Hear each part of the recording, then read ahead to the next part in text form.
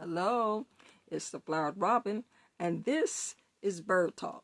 So, I've been doing a series on the negative effects that being held captive can have on us. So, I listed there are 5 different effects in my book, Fortified City, on page 54. I list the 5 negative effects of being held captive, and they are, of course, mentally, physically, emotionally, financially, and spiritually. Today, I'm going to talk about the physical aspect. In my book, I describe it as being unbearable and agonizing pain or negatively sensitive to touch. So I use Job as the example in section 1. I will continue to use him. Job was a perfect example of being held captive, even for something he didn't even do. He had this mental state he went through. Now we're going to talk about the physical state.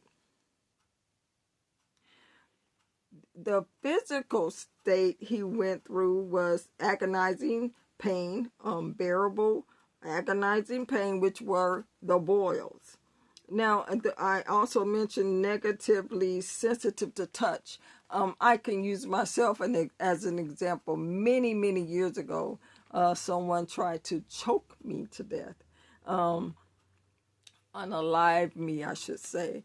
And they put their hands on my neck and literally tried to choke the life out of me.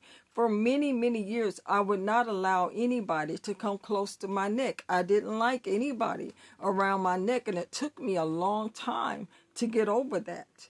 And so these are things that can affect us, how being held captive can affect us. You know, we talk about abuse. I've been through domestic violence early on in my life. And so these kind of things negatively affect us mentally, physically, and I'll talk about the other ones later.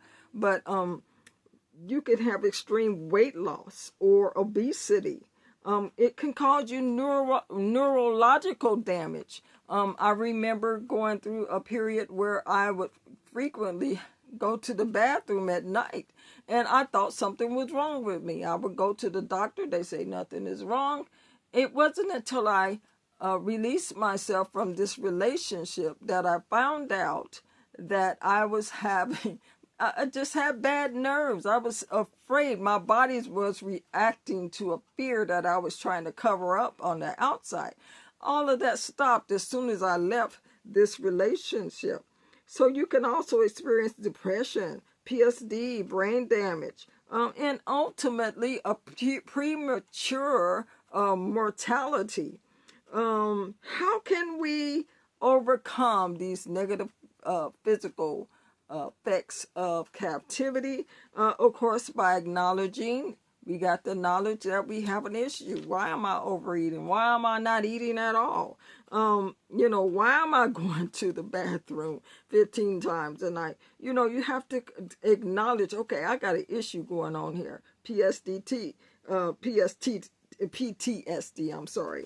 So then after you acknowledge, you want to start praying. You ask God not only to help you reveal these things and why you're going through these things, but then also find scripture to counteract these things, okay?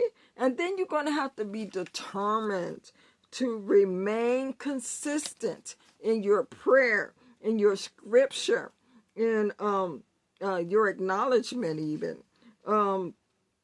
And then I believe you would help you is, or help us, is to have an accountability partner. That always helps. So when you feel a little weak, they can help uplift you and help you complete the task.